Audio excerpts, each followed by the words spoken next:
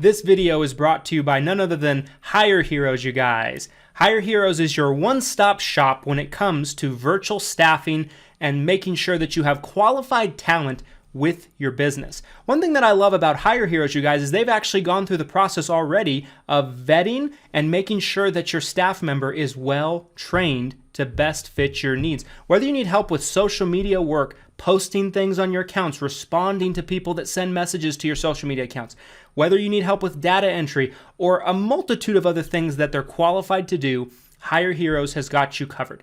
If you're having trouble finding quality talent and number two, affording to be able to run payroll for that talent, Hire Heroes has got you covered with an affordable alternative to have a virtual assistant working for your business.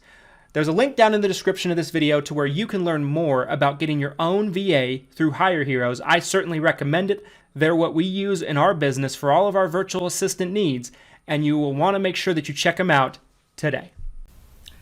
What's up, guys? Christian here. I am on the road. I'm actually in York, Pennsylvania, visiting with Becky and Keith Reel in their office for the next couple of days. And I just checked in. I just came from New Jersey, where I spent a couple of days working with the one and only Jackie Lacer, kind of building out some strategies, helping out with some things with her business.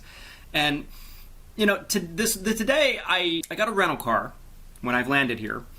And I drove the rental car from where I was at in Jersey over past Philadelphia over to York. It's about a 2.5 hour drive. And, through travel and through times of basically, traveling, driving, plane flights, things like that, I find myself having some of my most deepest inner thoughts during these times because they're solitary, quiet times for me to really kind of ponder and think about things. And I've had this thought for quite some time, but it's something that just had popped into my head, and it's something that I kind of wanted to share with all of you. I get asked all the time, what is the biggest thing holding me back from getting to where I want to go? And where you want to go, I guess, could be a little bit subjective depending on who you are. But in my opinion, I believe a couple of things. I believe that we as humans, as a species, are innately more happy, more satisfied, more content, and more than anything, more fulfilled when we reach accomplishment at the highest level that we possibly can. I think that there's such a thing as our potential, our inner innate potential. And with our inner innate potential, a lot of people never actually reach what their inner innate potential is because they convince themselves of things that, I just want to be happy, or I just want to do this, or I just want to do that. I just want to spend time with my family. I want to make, if you're in business for yourself, I want to make $75,000 a year, and I'm good with that. And that's fine. That's cool. But it's one of those things where I think so many people use that as a cop-out. And I'm going to expand on this thought and kind of go more in detail here, but I think a lot of people use it as a cop-out. Not only do people use that as a cop-out, I think people just in general have a lot of truths that they hold tight to themselves. They hold tight to their chests about, life, about purpose, about destiny, and about just kind of some things that you walk around every single day believing to be true. There's so many things, by the way. Everywhere I go, I encounter people where I observe something where I'm like, I wonder why they believe that. They'll say something. They'll share a thought on something, and I'll think to myself, I wonder why they believe that, because in my mind, I can see very vividly that belief, that truth that they hold inside of their mind is 1,000% holding them back. It's a limiting belief, if you've ever heard of the term limiting beliefs. And I see it constantly, by the way. It's enough to drive a person mad. In my earlier days when I was less mature and a little bit less evolved, I would actually try to debate with people when I would see things like that. I would say, I would see it and I would say things like, why do you believe that? Why do you believe that? What in your life took place that would cause you to have this belief about the truth of of existence, or the truth of your life, or it's a truth in general. And it's so many stupid things, by the way. They might seem small, they might seem insignificant, but they might seem rather just dumb. I think part of it is that, and I even used this as a little bit of an exercise. I post things to kind of see what kind of reaction I'll get out of people. And it might be something as simple as, you need to spend money to make money, right? Very, very simple philosophy and belief, and one that is as true as it stands true the test of time. There's somebody that, pops up out of nowhere that's been in the business for 10 years, 15 years, and they've never spent hardly any money on their business. And they're like, well, I make $150,000 a year, and I didn't spend any money, and I did it all through hustle and grassroots marketing and everything like that. And my first reaction to that is I was like, when I see these kind of things, I'm like, but you've been in the business 10 to 15 years and you're only making $150,000 a year. Think about this, right? Like, are you growing your profit by $3,000 to $5,000 a year? $10,000 a year? Like, you're growing so slow, like a tortoise, like a snail. So, are you making six-figure income? Sure. But are you reaching your full potential? Are you really free? Like maybe you envisioned you were going to be free? Probably not. And it's probably coming from the standpoint that somewhere at some point in time, somebody convinced you that you didn't need to spend money to make money. And if you go back into your memory banks for any limiting belief that you might potentially have, that you hold as a fact, if I asked you why you actually believe that, and you were honest with me, and I was able to dive into the depths of your consciousness and your memory bank, most likely you were told it by somebody at some point in time. Maybe it was a parent, maybe it was a sibling, maybe it was a friend, maybe it was a family friend, maybe it was an acquaintance, maybe it was a coworker, and it sounded good. It rung a bell in your mind when you heard it, and you just accepted it, and for years you have been walking through life practicing that as if it's truth, and if it's fact, and if it's the right way to look at things. I'm not talking about that specific thing, I'm just using it as an example. There are so many of these that happen across all walks of life, and the same things comes true from your aunt and your uncle who have never done anything substantial with their life. They've always been broke. Why are you taking what they told you when you were 12 about business, about finances, about money? Maybe someone convinced you that wealthy people are what's wrong with society. There's a lot of people walking around that have that belief because somebody above them or somebody in their life told them that, and it was probably the person that told them that was somebody that was unsuccessful in their own right, and they were bitter about it. Right? And they're just like, yeah, rich people, yeah. Now, are rich people inherently good? I'm not necessarily saying that. I think there's good rich people and bad people, rich people, just like anything. But I say all that to say that there are so many of these just things that I spot, what people say. People have these incredibly strong core beliefs of these little tiny elements of life, and I can point them out very vividly, and I can say, I bet you that belief right there is holding you back in your life. I bet you that belief right there is holding you back in your business, and you don't even realize it. But you're clinging to it as fact, and you would be willing to do verbal combat with somebody. You would be willing to have a full-on argument with somebody to prove your point, and you don't even know why you believe it necessarily. You've just believed it for so long that anybody challenging it is essentially challenging everything you know, right? And I think about movies like The Matrix, all about brainwashing of society.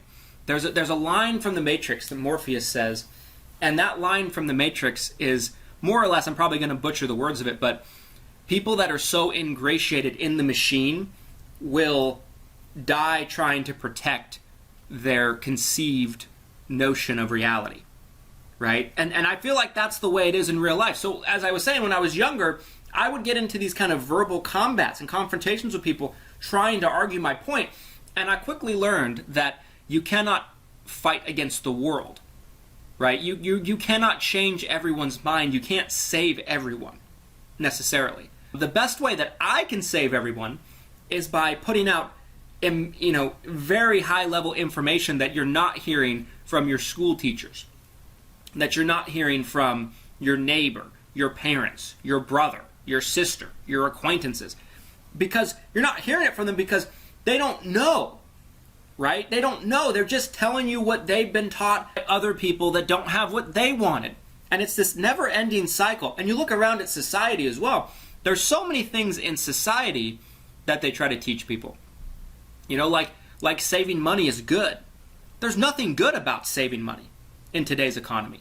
But why does the government and the school system, that's the type of financial advice that they teach? Saving money. A penny saved is a penny earned. All these little sayings that kind of ingratiate with those kind of inner core beliefs. It's because, in my opinion, I believe that the government and the powers that be and the biggest corporations in the world, they have a vested interest in keeping us brainwashed. They have a vested interest in us being in the dark about things.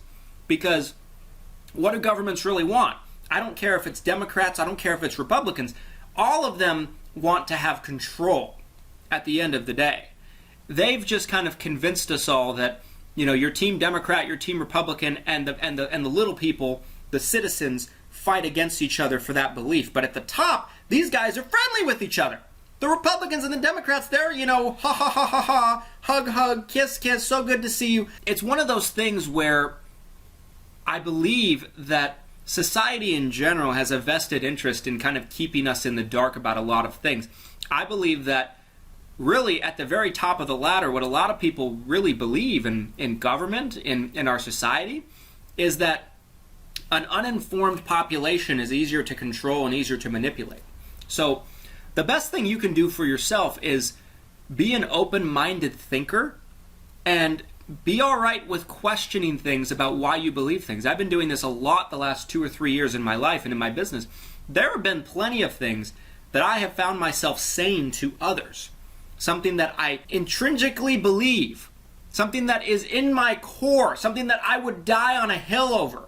And I find myself saying it, regurgitating it, telling people it, arguing it, debating it.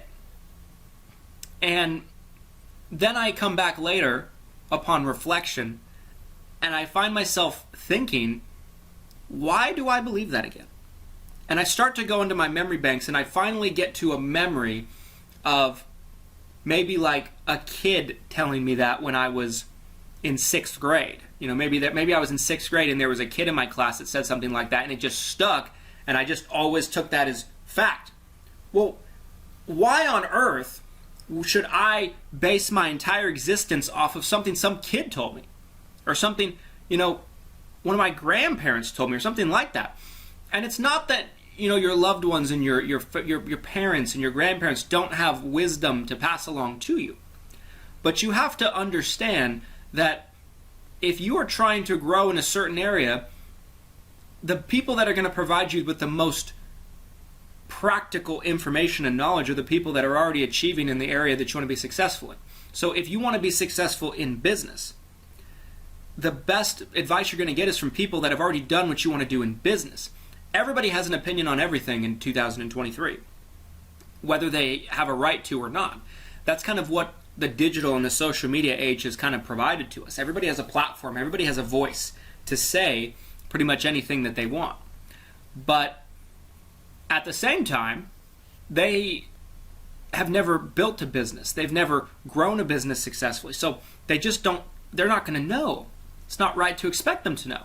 It doesn't mean that you don't love them, right? Like, I'll give you an example. In my own life, I absolutely love and adore my mother, let's say. My mother is routinely telling me about things. I remember certain times in my life where, I feel like I'm just killing it. I feel like I'm just crushing it in business. And I worked incredibly hard, and I put the time in, and I'm starting to see the fruits of my labor. So a great feeling. And I would call my mom, and I would want to tell her about it.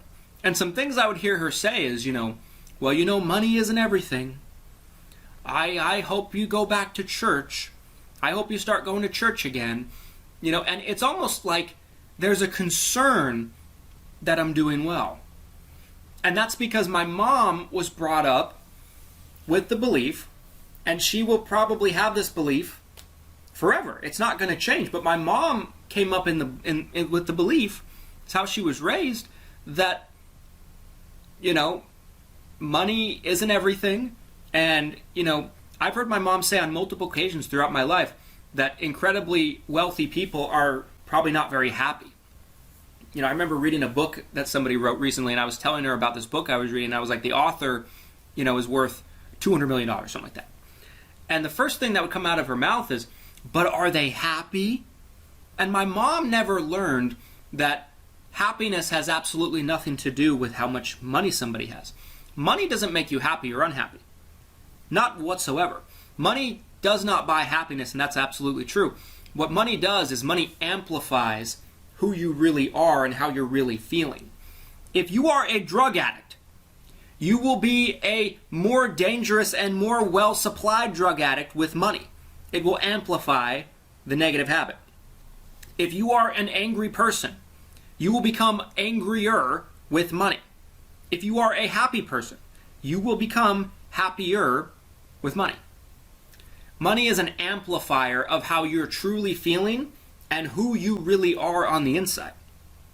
And so many people don't know this. So many people do not understand that absolutely, in my opinion, fact of life. And it's something that I've learned over the years. And my mom, by her own admission, she'd probably tell you she's not a business person. She's never ran a business. She's worked some jobs in her life. She was a teacher in her life. When she married my father was the provider, and he did a terrific job. But my mom's worldview comes from her experiences, and it has nothing to. It doesn't mean in any sense of the word that I don't absolutely love my mother and respect my mother and hold her opinion valuable. But at the same time, I might take it with a grain of salt when it comes to business conversations or money conversations or any of those kind of things, because I know where I know where she developed her kind of thought process, and I know where it's linked to, and it's just not an opinion that I believe in necessarily. Now, does it mean I have any less respect or love for my mother? Absolutely not. I love and respect my mother fully. But this is just an example for you guys to know that your loved ones, when they give you advice, and it might not necessarily be the best advice, they are well-intentioned. I don't think it's necessarily malicious, but they have come up in a society where the powers that be have strategically tried to pass on information in our education system, in our school system. People say all the time that our school system does not teach anything about finances or money, really. And it's true, and people be like, well, why is that? Because the government doesn't want you to know this stuff. The government has the government would rather you learn about algebra and geometry and trigonometry and biology and all this shit that you're never going to actually need in your life, and they fail to actually teach you anything that, I mean, I've said for years, probably after 3rd, 4th, maybe 5th grade, everything you learn in school is absolutely pointless and useless. You know, you need to learn how to read, write, maybe do basic multiplication, basic addition, math, things like that. And that's probably all. You know, I think it's real life experiences teach you so much more than sitting in a classroom. And you don't need to know anything about algebra. I have never used a single thing I've learned in high school to be successful. Never. Not a thing. Zero. Zip. As far as I'm concerned, it's a waste of time. Is there value in me being around other kids and developing social skills? Sure, maybe I can get down with all that stuff. But, I mean, at that point, it's just a large kid daycare is what the school is. And so I feel like there's just so many people that they are their own worst enemies because of limiting beliefs they have about their life, about business, about all this stuff. You know, I see it everywhere. I see it in posts in the Facebook group. I see comments. I routinely just remain quiet about it because, you know, at this point in my life, I'm in a good spot. You know, I'm doing very well. My family's doing well. I'm very happy. And I'm very, you know, I'm very happy with, I believe, where the direction of CBIS is going, where my company is going, and where our partner agents are going. You know, there's so much abundance and success for everybody, where our staff is going.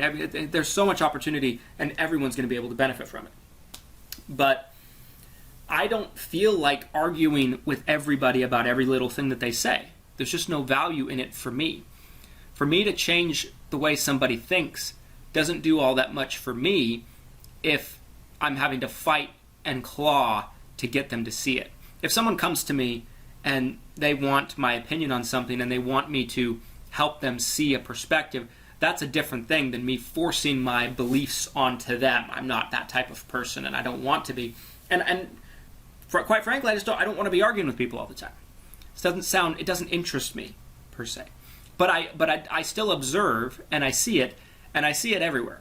I see it absolutely everywhere. I put a post up in my new Facebook group, Marketing for Health and Medicare Agents. New group, probably about a year old. Created it, didn't really do much with it. About 2 months ago, I started working with it again. And I, more or less, started building it again, and now it's really starting to catch fire. I went and posted something in the group recently, and that post in the group said, and I wanted to see what people would say, because I believe there's an argument to be said that what I'm about to say is 100% factual and truth when you actually look at the bare bones of the argument. But I posted, marketing is more important than sales. Do you agree? And I would say 2/3 of the comments that I saw were people pushing back. And the comments I saw, the people that push back the most are probably people that are new in the business, not very accomplished in the business, great people, but it's just one of those things where, like, the people that fought the hardest to protect their limiting belief of what they've been taught, they went and saw The Wolf of Wall Street 6 years ago, and they were convinced that selling can cure everything, and you can push people into things, and you can manipulate people into things, and selling is the holy grail because Hollywood wanted you to believe that. It's a fictional rendition of a true story. It's a fictional rendition of a true story. It really is. And so it's a glorification as well of a true story. And the pushback I got was just crazy. Some of the arguments made absolutely no sense to me. But it was interesting for me as a social experiment to see the amount of pushback that I got. And really the reasoning behind it, if anybody really wants to know, why is marketing more important than sales? Well, the fact of the matter is, marketing is more important than sales for the simple fact that if I am relying on my sales abilities, and when I say it, I come from the standpoint that if I had to pick one or the other, right, in my business, one or the other, I would pick marketing over sales because great marketing can compensate for not the lousy ability to sell. Great marketing can actually do the work of selling somebody as much as anything. There's a reason why there's been so many people over the years that have worked in large Medicare call centers and they do crazy amounts of business and then they go independent and they absolutely struggle because they get used to being order takers. The call center, the company they work for, does an amazing job of marketing. They spend a lot of money and they drive inbound traffic to where people are really just looking for someone to take their order. They're not that much different than somebody that's working at Wendy's or McDonald's. Hello, what would you like today? Would you like a burger or fries? Would you like a milkshake or a Coke? They're order taking, and that is made possible because of the marketing that made that happen. So great marketing can compensate for poor sales skills. It really can. But great sales skills cannot compensate for poor marketing. If you don't have the ability to market and you're just relying on your sales skills, can you make a living? I'm sure you could. I actually know you could. I myself did it. When I was first starting the business, I wasn't a marketer when I first started in the business. I made my first $100,000 a year, my first 6 figures, on the back of hustling, calling, dialing, talking to people. But would I ever have been able to make a 7-figure business doing that? No, never. Of course not. It's lunacy to me. And so the real answer is sales skills alone is not scalable, right? It's not scalable. It's based on the efforts of what you can accomplish in a 24-hour time span. You yourself. It's based on the fact that you're always going to have a very low ceiling when you think about it of how many people you can talk to in a certain amount of time, in a certain day, because you're only one person. And if you're relying on your individual conversations with each person, there's only so much you can possibly do. What great marketing allows you to do is you can get your message out there in a multitude of different ways, and you can reach an unlimited amount of people, and it duplicates your message in a way that's probably better than any way you could do it yourself by making a call. I've always said that if you are having to push your client or pressure your client too much, there's two things. Number one, you didn't explain something well enough to them, or number two, it's really not a good product and they can see that, right? So if you're having to push somebody or pressure somebody or close a deal, it means to me your presentation was bad, your messaging was bad, your product is bad. It's something like that. Because with great marketing, people are ready to sign up. They'll line up to sign up. They will line up to sign up. And marketing allows you to scale. Sales skills don't allow you to scale. Now, do I think that they're both important for a business, especially in our industry? Yes, I certainly do. But if I had to pick one or the other, I'd pick marketing. Just my personal opinion. What do I know? I built a very successful business. I've accomplished a lot. What do I know? It's just my opinion. But the amount of fight that I saw certain people taking to kind of defend what they believe in their mind, what their common belief that they learned from watching Glenn Ross 20 years ago or something like that, right? It's fascinating to kind of see the psychology of it all and where it all stems from. I think it's a societal problem. I don't think it's just in our industry, in the insurance business industry. But anyway, guys, it's just something I wanted to talk about and kind of share my thoughts on. Do you guys agree with me? Do you disagree with me? Either way, I'd love to kind of see your dialogue down in the comment section down below. If you found this video insightful, enlightening, eye-opening per se, do me a favor and smash the like button for the YouTube algorithm. It's going to help so many more people find this video who need to see it. And make sure to subscribe if you like this type of content. And we'll be back next time with another video, guys. Thanks so much for watching, and here's to your success and your abundance. And I hope to see you at the top. Thanks, guys.